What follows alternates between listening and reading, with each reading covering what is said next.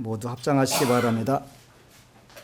행복 시작 불행 끝. 행복 시작 불행 끝. 성공 시작 실패 끝. 성공 시작 실패 끝. 신신문에 오신 것을 환영합니다. 아미타불. 오늘은 아름다운 우리말 천수경 21쪽의 5번째 줄, 신묘장구 대다라니를 이제 오늘로 마치고 그 다음에 이제 후렴에 해당하는 부분들을 올릴 텐데, 대비주는 원칙적으로 어느 학자들은 힌두교의 진언이다 이렇게 이야기를 하는 부분들이 있는데, 그 이야기도 아주 틀렸다라고는 할 수가 없다. 무슨 뜻이냐면, 인도에서 밀교하고 힌두교하고 교류가 되면서 형성되어진 진언이기 때문에 힌두교의 신들이 당연히 나오게 되는데, 오늘날 얼마 전에 지진으로 많이 파괴가 된 네팔 같은 경우에 불자들이 한 20%, 나머지 80% 정도가 힌두교인들인데, 본인들이 부처님이 탄생한 나라라는 것은 틀림없이 알고 있고 부처님 나라라고 본인들이 이야기를 하는데, 현실적으로 신앙은 힌두교가 80%, 불교가 20% 정도 이렇게 자리를 잡고 있어요. 오늘날 종교가 한국에 오면서 불교가 산신, 칠성, 용왕 이런 부분들은 우주에서 우리 지구가 생겨나고서부터 있었던 신앙들인데, 또 한국 사회에서 특별히 더 어느 분야들은 발전한 부분들이 있습니다. 그래서 그런 부분들이 자연스럽게 습합이라고도 하고 서로 교류를 하게 되는 부분들인데, 이 신묘장구 대다라니는 전형적으로 힌두교하고 불교가 교류를 하면서 탄생하기 때문에 힌두교의 신들이 많이 나오는데, 시작이 삼보에 귀의합니다. 거룩한 관세음보살님께 귀의합니다. 이런 식으로 나오게 되는데, 오늘은 세 가지 독, 삼독에 대해서 같이 공부를 하겠습니다. 그래서 라가 비샹 비나사야, 라하 미사미 나사야 라고 이제 전통적인 신묘장구 대다라니 라하 미사미 나사야 나오는데, 라가 비샹 비나사야 이렇게 되는데, 요게 라가는 탐욕, 드웨사는 분노, 모하는 어리석음. 그러니까 우리가 불교에서 말하는 세 가지 독약이지요. 그러니까 이 삼독은 많으면 많을수록 나쁜 거예요. 나쁜 건데, 탐욕, 성냄, 어리석음, 나쁜 건 줄 알면서도 그게 쉽게 사라지지 않지요. 그래서 부처님께서는 탐욕, 화냄, 어리석음이 삼독이라고 했지만, 우리 불자들이 제일 버리기 어렵고 힘든 부분들 중에 가장 대표적인 것이, 근본적인 것이 되는 거잖아요. 그래서 우리가 번뇌망상 할 때도 번뇌라고 하는 것은 요 탐내고 라가, 드웨사, 모하, 탐내고 성내고 어리석은 것을 우리가 번뇌라고 한다. 그래서 번뇌도 더 추가해가지고 근본 번뇌에는 교만하고 의심 많은 것, 그거를 우리가 5가지 덮개, 그래서 5개, 거기다가 사견, 그릇된 견해를 하나 더 포함하면 근본 번뇌 6가지 이렇게 표현하는 거예요. 그래서 라가 비샹 비나사야, 그러면 라가는 탐욕이고, 비샹이라고 하는 것은 우리가 조선시대 때 사약 내릴 때 뭐 내려요? 비상. 이 비상이에요. 그 비상. 그 뜻이에요, 이게. 독이라는 뜻이 독약. 그러니까 라가 비상이니까 탐욕의 독을 비나사야, 그러면 없애주세요. 그런 뜻이라는 거예요. 비상 그야말로 독약이라는 거예요. 독약. 그러니까 탐욕의 독을 없애주세요. 그 다음에 드웨사 비상하면은 화내는 독을 없애주세요. 모하 잘라 비상 비나사, 이렇게 모하 잘라. 거기는 모하는 어리석음이고 잘라는 그물 뜻이니까, 어리석음의 그물로 된 독을 없애주세요. 그래서 삼독을 없애기 위해서 우리가 기도를 하잖아요. 근데 맨날 나 탐욕 안 낼래, 화 안 낼래, 어리석음 없앨래 해도 돼요, 안 돼요? 안 돼요. 이제 되는 방법을 가르쳐 드려요. 그러니까 탐욕을 없애려고 하는 방법이 있고, 탐욕 대신에 베풀려고 하는 마음을 가질 수 있고, 이런 거예요. 그래서 이제 오늘은 여러분들이 잘 아는 화엄경의 보현행원품이라는 부분이 있는데, 보현행원품은 보현보살님이 10가지 원을 세워서, 그래서 보현보살을 보현원왕, 원의 왕이다 이렇게 해가지고, 지장보살님도 대원본존 이렇게 표현하는 것처럼 보현보살은 10가지 원을 세웠는데, 그 가운데 하나가 공양을 올리는 거예요. 공양을 얼마나 올렸으면 좋겠냐 그랬더니, 선남자여 앞에 말한 여러 가지로 공양한 공덕은 무량하지만 법공양에 비교하면 잠깐 동안 법공양의 한 공덕에 비교하자면 100분의 1도 되지 못하고 1000분의 1도 되지 못하고, 그래서 그렇게 이제 법공양에 대해서 굉장히 강조를 하세요. 그럼 법공양이 뭐냐? 이제 어느 법우가 법공양은 절에서 경전 찍을 때 돈 내는 게 법공양이 아닌가요? 이렇게 표현하는데 그것도 맞아요. 그러니까 우리가 공양이라고 하는 것은 재물공양, 그래서 재공양 또 재보시 이렇게 해서 물질적인 것으로 공양 올리는 부분들이 있고, 또 나는 좀 배운 게 많아. 불교에 대해서 연구를 좀 했고 수행을 했어. 그러면 다른 분들에게 불교를 가르쳐 주는 거예요. 그게 법공양이에요. 그 다음에 사회적으로 안전판을 구축하고 어디가 환란에 젖어 있대. 그러니까 우리가 거기에 안심하고 살 수 있도록 물질과 담요 같은 것도 좀 전달해야 되겠다. 그거는 사회적 안전망 구축하는 것은 우리가 무예시 이렇게 표현하는 거예요. 또 무언가에서 달달 떨고 있는 분이 안심하고 생업에 또 생활에 잘 적응할 수 있도록 안내하는 것도 무예시가 되잖아요. 이게 이제 법공양에 대해서 많이 오해를 하는데, 절에서 경전 찍는 것만 법공양이다라고 이렇게 생각을 하고 있는 불자들이 있어서, 오늘은 화엄경 보현행원품에 나오는 법공양이 7가지가 나와요. 7가지가 나오는데 그 7가지를 여러분들하고 이제 공부를 하도록 하겠습니다.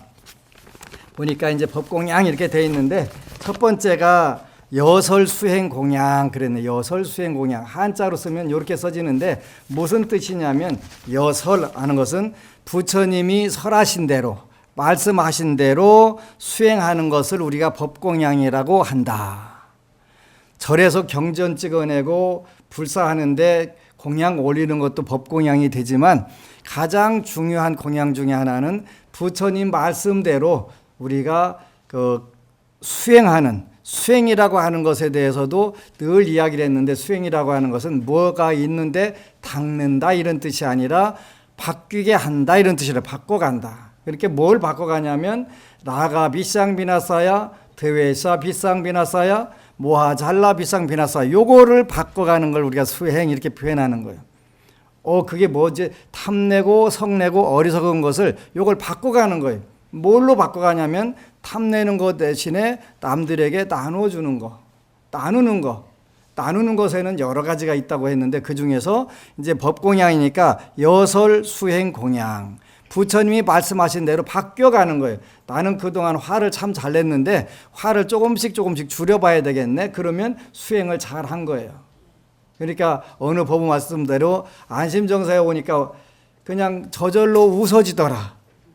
이렇게 여태까지 화내는 부분들이 눈 녹듯 녹아지고 저절로 얼굴에 미소가 띄어지니까 아름다워지고 또 여유로워지고 세상이 밝아지고, 그러면서 그 일들도 이제 차츰 엄청 실이 잘 될 수밖에 없다. 그래서 여설, 그래서 부처님이 말씀하신 대로 수행 바꿔간다. 탐욕이 많으면 그를 나누는 것이 무엇이든 관계가 없다. 그래서 웃는 얼굴이 됐다. 그런 것은 무제칠시 중에서 화안시 이런데 얼굴을 환하게 남들에게 스마일 웃어줌으로 해가지고 이것이 습관이 되면 발복이 된다 이렇게 하셨거든요. 부처님께서 그 습관이 되면 발복이 된다. 그래서니까 싱글벙글 웃게 되면은 이제 발복되는 건 시간 문제가 되겠죠. 그래서 첫 번째가 여설 수행 공양. 부처님이 말씀하신 대로 그 우리가 우리 몸과 입과 뜻을 바꿔가는 것을 우리가 수행이라고 한다. 그 대만의 불광산사가니까 성운대사가 그 삼호 운동을 하신 삼호 세 가지 좋을 호자 쓰는 운동. 그러니까 그 몸으로는 좋은 일을 하게 되고 입으로는 좋은 말을 하게 되고 마음으로는 좋은 생각을 하게 되고 이렇게 바꿔가는 거 이게 수행인 거예요. 수행이라고 하니까 무슨 쪽을 치고 앉아 있다가 철사를 국수로 만들었다 국수를 철사로 만들었다 하는 게 그게 수행이 아니고 그 내 행동과 그 말과 생각을 좋은 쪽으로 바꾸는 걸 우리가 수행이라고 한다. 바꿔가는 것이다. 바꿔가는 것이다. 이게 대한민국 불교가 가장 크게 착각하고 하는 것이 이 수행이란 낱말을 착각을 함으로부터 불교가 어려운 종교가 된 거예요. 왜냐하면 바꿔가는 거 그거 쉬운데 오늘 10번 화냈으면 내일 9번만 화내고 평소에 탐욕이 디륵디륵한데 조금 양보해볼까? 내가 갖고 싶으면 다른 사람도 갖고 싶을 거야. 이런 생각하면 좌절로 바뀌게 되잖아요. 이렇게 해서 탐욕 대신에 나눔, 베품 요걸로 조금씩 바꿔가니까 어느 순간에 세상 사람들이 다 알아요. 저 사람 바뀌었어. 얼굴 모습도 바뀌었고 마음 쓰는 모습도 바뀌었고 이게 수행이라는 거예요. 그런데 뭔가 마음이라는 실체가 있는데 거기에 때가 묻었으니까 빡빡 문질러서 닦아야 되겠는데 뭐가 뗀지를 모르는 거예요. 근데 이제 그 마음에 때가 묻었다 할 때는 이 때가 뭐냐면 바로 삼독이 되는 거예요. 탐내고 성내고 어리석은 거예요. 그거를 내가 그러면 빡빡 문질러서 없애보겠다. 없애보겠다는 게 뭐 줄여보겠다는 그런 뜻이잖아요. 줄여보게 되면 금방 그게 되는데 마음에는 실체가 있어가지고 그 실체가 이슬이가 그걸 한번 닦아봐야 되겠다 이렇게 되면은 추상적인 개념이 들어간단 말이에요. 구체적으로 우리가 현실에서 나는 어리석어 하는 짓마다 꼭 밀은 곰탱이 같아. 근데 난 곰탱이가 진짜 밀어놓은 줄 알았더니 안 밀어놓더라고요. 옛날에 어려서 창경원에 동물원 있었잖아요. 거기 가가지고 곰한테 과자를 줘봤더니 어떻게 갖다 먹었나 이렇게 하고서 톡 쳐갖고 안으로 넣어갖고 먹는 거 보니까 안 곰탱이네 싶더라고요. 왜 그 꾀가 많은 곰 보고 곰탱이라고 하나 그 모르겠대로 되게 똑똑하더라니까요. 사람이 제일 밀어넣은 거예요. 왜 제일 밀어넣냐면 헌실수 또 하고 하는 것은 사람밖에 없어. 그러면서 놈들 보고 곰탱이네 뭔탱이네 하고 앉아있는 거예요. 그지? 인간이 제일 어리석은 거예요. 그잖아요. 그러니까 부처님 말씀대로 우리가 그 따라서 해보는 거예요. 부처님이 이렇게 하라고 했으면 그렇게 해보고 그래서 우리가 그 여설수행이라고 하는 것은 부처님이 이렇게 말씀하셨다. 세 가지가 독이다. 그 라가비사, 그 다음에 드웨사, 그 다음에 모하잘라 요게 전부 다 삼독인데 이 삼독을 줄여봐라. 그러면 네가 행복해지고 또 성공해진다. 그래도 줄여져야 안 줄어져요? 안 줄어지고 안 늘어나는 거예요. 그러니까 우리가 부처님 말씀대로 여설 수행 공양 이것이 공양이다. 여러분들이 물론 그 비드더다가 부처님 전에 공양 불사 잔뜩 질러면 그것도 좋지만 그거는 진정한 법공양이 아니라 부처님 말씀대로 내가 이렇게 오늘 하루 실천해 봐야 되겠다. 내가 조금이라도 실천해 봐야겠다. 이런 마음들을 갖게 되면 그것이 진정한 법공양이라는 거예요. 법공양이라는 거 뭐예요? 부처님 말씀을 우리가 현실에서 실천함으로 해서 나도 좋아지고 남도 좋아지게 하는 거니까 이거야말로 보살도가 되는 거잖아요. 7가지 중에 첫 번째가 여설 수행 공양. 수행이라는 단말은 뭔가 있어갖고 닦는다 이런 뜻이 아니라 바뀌어가게 한다 이런 뜻이란 바뀌어가게 한다. 그러니까 바꾸는 거예요. 바꾸는 거. 탐욕이 많은 것을 조금씩 포기를 해보는 거예요. 조금씩 포기를 해보는 거예요. 제가 어느 날 교도소에 가서 법문을 했더니 그 어느 법우가 드디어 깨달은 거예요. 평생을 본인을 괴롭혔던 그 업이 저렇게 바꿔야 되겠구나. 하루에 한 가지씩만 의도적으로 손해를 봐라. 손해를 봐라. 의도적으로 내가 손해 보는 줄 알고 손해 보는 거예요. 손해 보자. 의도적으로 하나씩만 손해 보자. 그러니까 탐욕을 이기는 방법은 이런 걸 실천해 보는 거예요. 현실에서. 그렇게 되면 탐욕이 전부 다 복이 돼서 돌아오는 것이지. 이제 복은 내가 짓고 내가 받는 것이다. 이제 인도에 어느 참 이쁘고 잘생긴 그 황후가, 임금님 마라님이 황후잖아요. 황후가 계신 거예요. 이제 임금님 보기가 너무 이뻐. 그래갖고 참 이쁘고 거기다 또 치장까지 하고 나왔으니까 얼마나 더 이쁘고서 금상첨화지. 그야말로 참 오늘 멋지다고. 참 너는 그 임금 잘 만나가지고 남편 잘 만나고 그렇게 호강하는 줄 알아. 그러니까 왕후가 그 정색을 하면서 아니라고. 그 말씀은 제가 대왕마마께 감사를 드리고 고맙게 생각하지만 복은 제 복입니다. 그러는 거예요. 이 뭐요? 이게 그러니까 이제 임금님이 속이 싹 틀어졌네. 그래가지고 이제 꼴통을 부리시는 거예요. 임금님이. 그래가지고 마나님한테 그 왕후에게 드렸던 다이아몬드 반지 큰 거 하나 있는데 그거를 그냥 빼놨으니까 집어다가 받아가서 던져버린 거예요. 그래서 그 다음에 당연히 이제 그 마나님이 왕후가 이제 내 반지 못 보셨냐고 왕한테 물어보니까 네가 잘나서 네 복으로 그 네가 왕후 되고 잘 살아? 웃기는 소리하고 앉아있네. 그러면서 그 반지 하나도 그 간수 보더냐고 이제 그 머탱이를 한참 하고 나니까 이제 왕후가 그러는 거예요. 내가 그 반지를 낄 복이 있으면 반지가 돌아올 것이고 그 복이 없으면 뭐 못 낄 테지요. 뭐 하고서 그냥 그것 때문에 막 사색이 된 게 아니라 그냥 탐담한 거예요. 근데 며칠 후에 궁중 요리사가 큰 물고기를 사다가 요리를 했는데 그 안에 그 반지가 들어있는 거예요. 그렇게 그때서 이제 그 임금님이 크게 깨닫고 세상은 자기가 짓고 자기 복으로 사는구나. 바다에다 던졌으니까 그 어디로 갈지 알아. 근데 내가 그 반지의 낄 수 있는 복이 있다면 내 것이 될 거고 아니라면 뭐 떠날 거 어쩌겠냐고 그러지. 제가 아는 스님 한 분이 태국에 여행을 갔는데 태국은 지금은 어떤가 모르겠는데 그 신발을 다 벗어놓고 맨발로 법당을 들어가야 돼요. 그 이제 왕궁사원, 에메랄드 사원을 딱 맨발로 갔다가 와 보니까 그 비싼 운동화가 없어진 거예요. 되게 비싸대요. 나 그렇게 운동화가 비싼 운동화 있는지 몰랐어요. 그래갖고 운동화 없어진 거예요. 그래서 그절 주지 찾아가 갖고 내가 여기 와서 운동화 잃어버렸으니까 운동화 사내라고. 그 예수님도 재밌는 스님이요, 그지? 그 태국 주지실 찾아가지고 가서 신발 사내라고. 너네 절에 와서 잊어버렸으니까.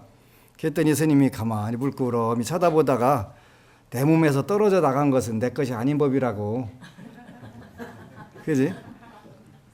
네가 그 신발 신을 복이 안 돼서 도망간 걸 어떡하냐고. 그래갖고 신발은 못 찾고 그냥 왔다고 하더라고요. 이렇게 내가 짓고 내가 받는 것이다. 그건 확실히 받는 거예요. 그 내가 왕인 당신 남편 당신 덕분에 잘 사는 게 아니라 내가 그 복을 지어서 잘 사는 것입니다. 그런데 그 가진 사람 입장에서는 그 이야기를 인정하고 싶지 않잖아요. 그게 파세나디 왕도 그랬더라. 파세나디 왕의 공주 선광공주라고 하는 공주가 계셨는데 그 이제 너 아빠 잘 만나갖고 이렇게 호강하고 잘 산다 그러니까 파세나디 왕도 불자였지만 이 공주도 불교 공부를 열심히 한 거예요. 아빠 무슨 말씀을 제복으로 사는 거예요. 그런 말씀 하지 마세요. 그러니까 아빠가 열 되게 받은 거예요. 그 딸이 아빠 덕분이라고 이렇게 할 줄 알았는데 무슨 소리. 이건 제복입니다. 그런 소리 하지 마세요. 걔 이제 또 공주도 한승깔 했나 봐요. 그렇게 그냥 그렇습니다라고 했으면 되는데 무슨 소리 아니라고. 그러니까 그래요? 요것 봐라 괘씸하네. 그래갖고 이제 그 파세나디 왕국에서 제일 거지 하나 데리고 와라. 그 제일 거지 하나 데려다가 결혼시켜갖고 네 복인지 내 복인지 한번 보자. 그래갖고 내쫓아버린 거예요. 그래서 둘이 이제 공주가 비단 옷 다 벗고서 이제 누더기 입고서 그 남편 신랑하고 둘이 거리 나가서 이제 걸식을 하다가 이제 물어본 거예요, 남편한테. 당신 생긴 거 보니까 그냥 외모도 괜찮고 준수하게 생겼고 그런데 어떻게 다 그지가 됐냐고. 그렇게 나 원래 그지는 아니었는데 우리 부모가 잘 살았는데 어쩌다 보니까 일찍 돌아가시는 바람에 다 그지 됐다고. 그러면 집이 어디냐고. 그 집에 가가지고 이제 다 부서지는 집이 이제 폐가 된 집이 있는 거예요. 가가지고 이제 집 수리하고 밭 갈면서 살다 보니까 이제 뭘 심으려고 땅을 파다 보니까 뭐가 덮여 있는 게 쩔그렁 소리가 나는 거예요. 돌판이 덮여 있는데 열어보니까 부모님들이 전쟁 때 숨겨놨던 금 창고가 거기 있는 거예요. 꺼내가지고 이제 다시 집 잘 짓고 잘 사는데 이제 파세나데 왕이 공주가 어떻게 사나 궁금한데 소문에 무지막지하게 잘 산다고 하는 거예요. 어떻게 잘 사냐고 그랬더니 부모님들이 집터에 묻어놨던 금괴가 발견돼가지고 그걸로 다 잘 살고 있다고 그래서 파세나데 왕이 또 크게 깨달으셨다는 거야. 아하, 그렇구나. 역시 지복으로 사는 것이로구나. 그래서 이제 다시 사위 자리도 또 이제 취직도 시켜주고 이렇게 잘 했다는 것인데 자기가 짓고 자기가 받는 것이기 때문에 이 부분은 누구도 복을 대신 받을 수도 없고 대신 훔쳐갈 수도 없고 뺏어갈 수도 없다. 그래서 제가 말씀드린 것처럼 지난 시간에 말씀드린 것처럼 도둑질을 하든 강도를 하든 사기를 치든 자기가 재물이 들어올 때만 그게 가능하다. 자기가 재물이 들어올 때만. 이렇게 정상적으로 법률에 의해서 노력을 해서 벌게 되면 그 재물을 다 쓸 때까지 탈이 안 나지만 자기한테 재물이 들어올 운이라고 해서 도둑질하거나 강도를 하거나 절도를 하거나 하게 되면은 그 복을 다 누리지 못하고 뺏기게 된다. 그래서 부처님께서 재물은 오가가 공유한다 이렇게 말씀하신 거란 말이에요. 그러니까 수재, 화재 또는 군사난리, 그 다음에 정부나 국가 권력에서 뺏기는 거, 그 다음에 자식 이렇게 해서 오가가 공유하는 것이다. 그래도 복은 자기가 자기 복을 받기 때문에 절대 뺏어가지가 못한다. 그래서 첫 번째는 여설 수행 공양. 수행이라고 하는 말에 대해서는 바뀌게 한다. 조금씩 바꿔간다는 그런 아주 소중한 의미가 들어있으니까 꼭 그 기억을 하셔야 된다. 그 다음에 여설이라고 하는 것은 부처님이 말씀하신 대로. 근데 부처님이 말씀하신 대로 우리가 실천도 할 수가 없고 그 말씀을 인정하기가 어려울 때가 참 많아요. 인정할 때가 많아요. 왜 그러냐면 어느 법우가 그랬어요. 그렇게 똑같은 법문을 여러 번 했는데도 이제야 그 말귀를 알아들은 때가 없디다 하는 얘기가 뭐냐면 아무리 유치원생한테 이런 게 있다고 해야 이해가 안 가잖아요. 그지? 제가 어렸을 때 우리 동네 사는 형이 있는데 한 10살쯤 많은 형이 있었는데 저 초등학교 다닐 때 군산에 가보니까 미국 큰 군함이 하나 와 있는 거예요. 근데 군함이 뭘로 만들어졌어요? 나무로 안 만들어졌어요. 쇠로 만들어졌어요. 그죠? 그 쇳덩어리가 강리에 떠 있는 거예요. 기가 막힌 거, 그죠? 부력이라는 걸 모르니까 쇳덩어리는 무거우니까 뜬다. 그분의 상식으로는 도저히 이해가 안 가는 커요. 군함은요. 그냥 10층 이상 되는 배 높이가 막 되고 건물 그렇게 되는 그 쇳덩어리가 떠 있으니까 얼마나 기가 막히겠어요. 그지? 근데 부력이라는 걸 모르니까 쇠는 무거우니까 뜬다라고 자꾸 하는데 그걸 아무리 이해를 시키려고 해도 안 되더라고요. 이해할 시점 돼야 우리가 이해를 하게 되는데 여설도 마찬가지. 부처님 말씀에 아무리 인생이 괴로운 것은 우리가 우리 몸과 마음이 있기 때문에 그렇고 또 극락세계 열반의 세계가 있다. 들어가는 방법도 있다 얘기해야 이해가 안 되는 거예요. 좋아 죽겠는데 왜 인생이 괴롭다고 저러고 앉아있나 이해가 안 되는 거잖아요. 그래 된단 말이에요. 그래서 그리고 금강경에서 아무리 삼천대천세계를 다 칠부로 공양을 올려라, 그 공덕을 지어라 지어놓고 나서는 그걸 또 잊어라 얘기한들 그게 이해가 돼요? 안 되지? 안 된단 말이에요. 에이 뭔 말씀을. 그러니까 여설수행이라고 하는 건 부처님 말씀대로 이해가 안 가더라도 조금씩 해보는 거예요. 해보다 보면 아하 이런 뜻이로구나. 그걸 조금씩 눈치채기 시작하게 되잖아요. 이게 맞는 거네. 그 오늘날 한국에서 여설수행 중에서 제일 불자들이 좋아하는 게 놓아라. 그런 뜻인가? 놓아라. 뭐를 놓아라. 네가 바라는 소원을 놓아라. 그런데 그 소원을 놓으면은 어느 분은 극단적으로 완전한 거지가 돼야 부자가 됩니다. 그러길래 너나 되라. 나는 그런 부자는 안 할란다. 이해를 못한 거예요. 여설수행에서 이게 잘못된 거예요. 무슨 뜻이냐면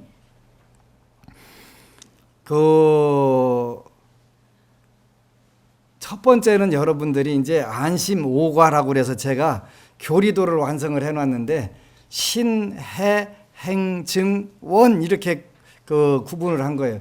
첫 번째가 믿어라. 뭘 믿어라? 뭘 믿을까요? 이렇게 물어야 돼. 그러면 불법승계를 믿어라. 그런다는 말이에요.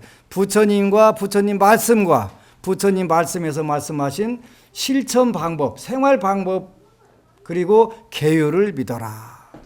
첫 번째가 믿어라. 그 다음에 일단 이제 믿어져요, 안 믿어져요? 안 믿어져요. 처음에 잘 안 믿어지는 거예요. 그래도 이제 일단은 믿어라. 그 다음에 두 번째는 알아라. 공부하라, 배워라 그런 뜻이에요. 배워라. 알아라. 뭘 알을까요? 우리가 사성제를 하래요. 사성제 고진멸도 괴로움의 진리, 괴로움의 원인에 대한 진리, 그 다음에 괴로움이 다 소멸된 진리, 소멸시키는 방법에 대한 진리. 이걸 우리가 고집멸도, 괴로움과 괴로움의 원인, 괴로움이 다 소멸된 정멸의 세계로 들어가는 길, 요거를 우리가 아는 거예요. 배우는 거예요. 하나씩 배워야 돼요. 왜 괴롭다고 하냐? 즐거움도 많이 있는데 첫 번째가 믿어라. 두 번째는 알아라. 세 번째가 행해라. 뭘 행할까요? 그랬더니 사무량심, 자비의사를 행해라. 자비의사가 사무량심인데 요걸 여러분들이 실천할 때는 사서법 이렇게 보시, 애어, 이행, 동사 이렇게 표현하는 거예요. 보시, 베풀어라, 나눠라. 그 다음에 애어, 사랑스러운 말해라. 그 다음에 이행, 남들에게 이로운 것을 실천해라. 그 다음에 남들을 도와서 적극적으로 해라. 미국에서 성공한 사람들 전부 조사를 해보니까 이행, 당신 어떻게 성공했어? 앙케이트 조사를 해보니까 남을 이롭게 하는 일들을 즐기다 보니까 거부가 되고 성공했습니다. 이렇게 고대답이 제일 많이 나왔더만이. 남들을 이롭게 어떻게 하면 더 이롭게 할까? 요거를 고민하다 보니까 그 이롭게 하는 방법 찾다 보니까 성공했더라는 거예요. 굉장히 중요한 거예요. 그죠? 그래서 보시, 애어, 이행, 동사를 하게 되면 행복과 성공은 저절로 오게 된다. 요거는 원래 이제 나중에 세 번째가 섭수 중생 공양에 들어가는데, 그래서 이런 걸 우리가 보시해보는 거예요. 보시를 하는데 꼭 절에다가 하는 것뿐만 아니라 네팔 지진 날 때 해보는 거예요. 그 다음에 요즘에 불교 텔레비에 보니까 굉장히 많은 자선단체에서 모금 활동하더라고요. 해보는 거예요. 해보다 보면 그것이 내 복력으로 내가 짓고 내가 받는 그런 상황이 오게 되겠지. 그 다음에 두 번째가 이익중생 공양이에요. 법공양이라고 하는 게 무슨 꼭 부처님 말씀만 해야 되는 게 아니라 이익중생 공양, 중생들을 이롭게 하는 것이 법공양이라고 하는 거예요. 중생을 이롭게 하는 거. 그 중생 중에는 가족도 있고 친척도 있고 친구도 있고 사회 모든 사람들이 있잖아요. 그죠? 그게 그 법공양이 법공양. 법공양 첫 번째가 뭐였더라? 여설, 수행, 공양. 두 번째는 이익 중생 공양. 중생들을 이롭게 하는 것은 전부 다 뭐든지 법공양이라고 부처님께서 말씀하셨네요. 중생을 이롭게 하는 것은 그 중생은 본인도 포함이 되는 거예요. 본인도 포함이 되는 거예요. 그러니까 본인도 포함된다는 걸 꼭 기억을 하셔야 돼요.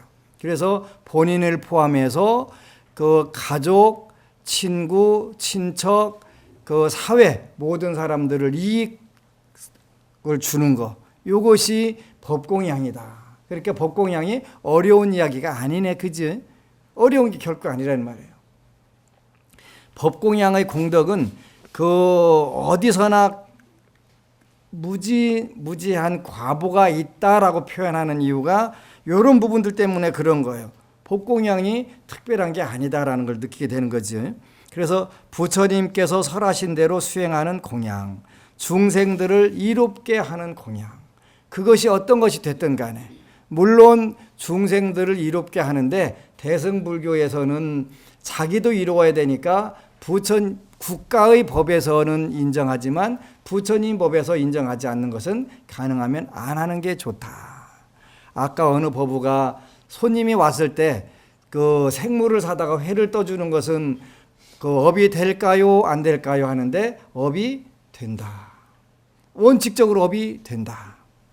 그래서 제가 제일 존경하는 곡성 태안사에 계셨던 청화 큰 스님께서 가족들에게 고기 그 식사를 안 만들어서 주는 것이 복을 짓는 길이고 가족들을 진정으로 위하는 길이다, 이런 법문을 하셨어요. 맞기는 맞는데 여러분들이 그거를 수용은 현재 안 될 확률들이 더 많아요. 그죠? 귀한 손님 오면은 그 못 먹고 못 살을 때가 있었기 때문에 그 고기를 사다 주던가 그 사위 오면은 닭 잡아서 먹이고 이렇게 그냥 사는 거 잡아다 이렇게 하고 하잖아요. 그지요?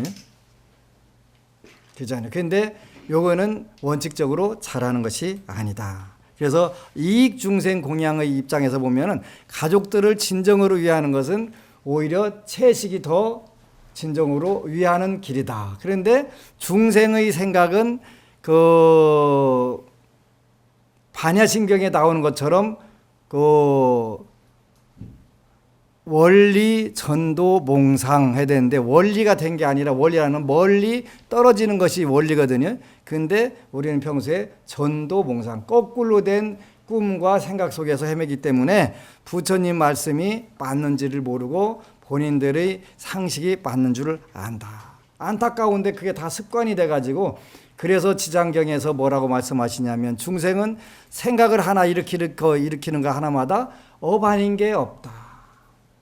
이렇게 표현을 하시게 되는 거예요. 그래서 그러거나 어쨌거나 우리가 이제 불심이 깊어지게 되면 이익 중생 공양 그 말씀이 떠오르는데 어떤 것이 진정으로 그 자기 자신과 가족과 친척과 친구와 사회를 전반적으로 다 위하는 길인지 요거를 우리가 알게 되는 부분이다. 이익이라고 하는 게 그런 것이다. 이익.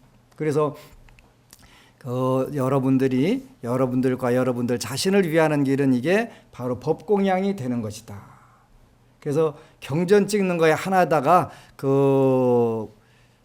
국한하지 말고 부처님 말씀대로 우리 마음과 몸과 입을 바꿔가는 수행, 그거 공양, 그것도 공양이다. 그러니까 여러분들이 뭔가 깨지는 소리 한마디 안 하는 것도 법공양에 들어간다.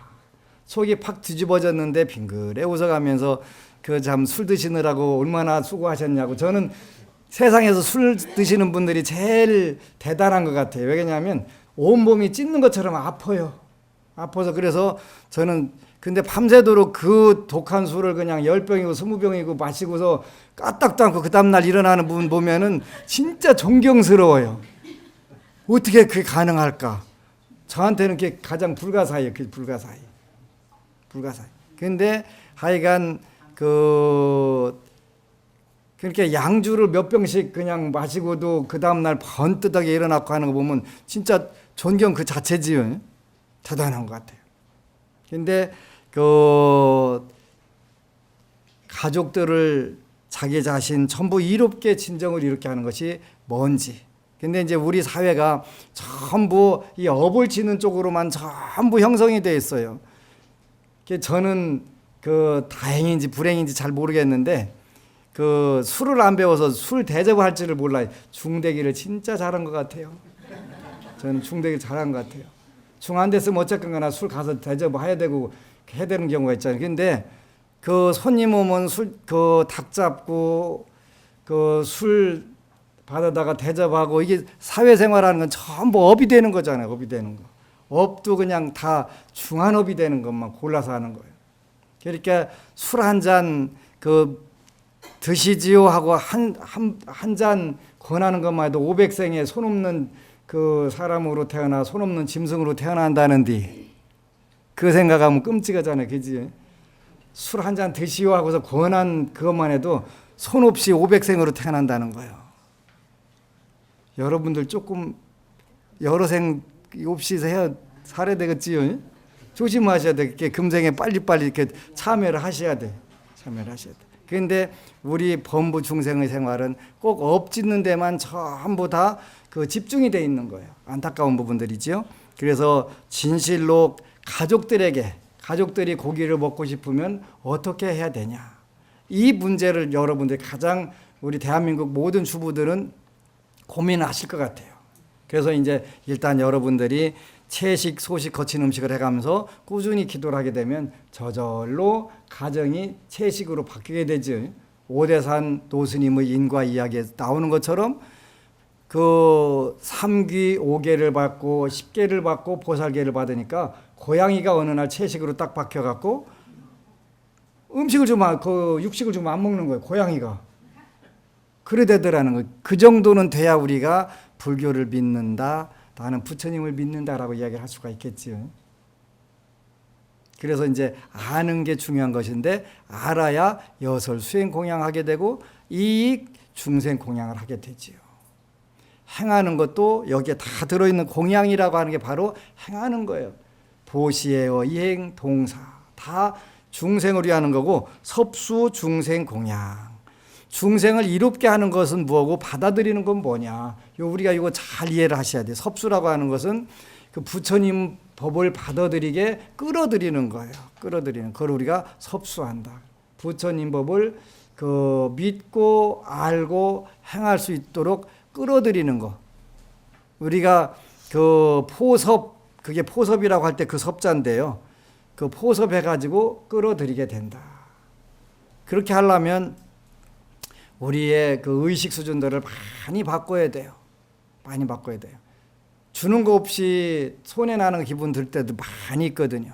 그래서 우리가 자꾸 의식 수준을 높이고 그 상대방을 위해서 내가 뭘 할 수 있을까? 어떤 이익을 줄 수 있을까? 이런 고민을 하다 보게 되면은 자연적으로 우리 인생이 열려버려요. 손해나는 게 아니에요. 내 앞에다 아무리 큰 거 갖다 놓으려고 해도 안 되잖아요. 복을 지었을 때는 가능해요. 복을 지었을 때는. 그 인도에 그 아쇼카 대왕이라고 하는 분이 계셨는데 아쇼카 대왕이 인도를 최초로 통일한 왕이에요. 이런 최초로 통일한 왕인데 그 어느 그 호수가 있는데 그 호수에 사는 용만 요 와가지고 그 굴복을 안 하는 거예요. 그래서 맞고 품어버릴까 하다가 그때 아주 굉장히 현명한 대신이 하나 있었던 거예요. 임금님, 그 품는다고 될 일이 아닐 것 같습니다. 그 용왕이 나와서 임금님께 보배도 바치고 그 굴복을 하게 하는 방법은 좋은 방법이 있습니다. 그렇게 무슨 방법이냐 그랬더니 그 임금님이 지금부터 선정을 베풀었고 복력을 많이 지으세요. 그러면 왕이 그 용왕이 저절로 와서 굴복을 할 겁니다. 그때부터 이제 아쇼카 대왕이 선정을 베풀고 복을 많이 지어갖고 하는데 이제 그 접시저울 있잖아요. 접시저울에다가 용왕상하고 그 아쇼카상하고 둘 만들어 가지고 이렇게 그때 균형을 이루고 있는데 서너 볼 지을수록 무거운 쪽으로 가라앉는 거예요. 똑같은 황금인데. 그래 가지고 딱 아쇼카 왕의 동상이 딱 밑으로 내려가니까 그때 되니까 왕이 저절로 와서 왕궁에 있는 용궁에 있는 보배를 다 와서 바치고 하는 거예요. 뭐가 문제냐면 복력이 문제, 복력이. 그래서 여러분들이 복력을 지켰다는 마음을 갖게 되면은 저절로 세상 사람들이 여러분 편이 다 돼갖고 오겠지요. 이렇게 하는 거예요. 그래서 그 법공양이라고 하는 것은 부처님 말씀을 전하는데 전하는 방법이 여설 수행공양. 첫 번째는 부처님이 뭐라고 말씀하셨나 알아야 되니까 알고 내가 실천하는 거. 두 번째는 어떻게 하면 나와 남과 가족 가까이 있는 사람들부터 차곡차곡 복을 줄 수 있는지 이익을 줄 수 있는지 하는 그게 그 이익 중생 공양. 세 번째는 그 비기 싫고 꼴보기 싫고 그냥 턱 때리고 싶어도 그 중생들을 위해서 섭수 잘 끌어들여 가지고 받아들여 가지고 부처님 말씀을 잘 알아듣게 해주는 이런 공양들을 하나하나 함으로 해가지고 법공양이 되는 거예요. 부처님 말씀만 꼭 부처님이 사성제 8정도 했으니까 요게 불교가 아니라 그 모든 여러분들 하나하나 부처님 말씀대로 수행해가지고 중생들을 이롭게 하고 중생들을 잘 받아들여서 부처님 믿게 하는 것이 바로 법공양이 되는 것이다. 그래서 법공양을 잘 하시기를 축원합니다. 아미타불. 그리고 여러분 사랑합니다.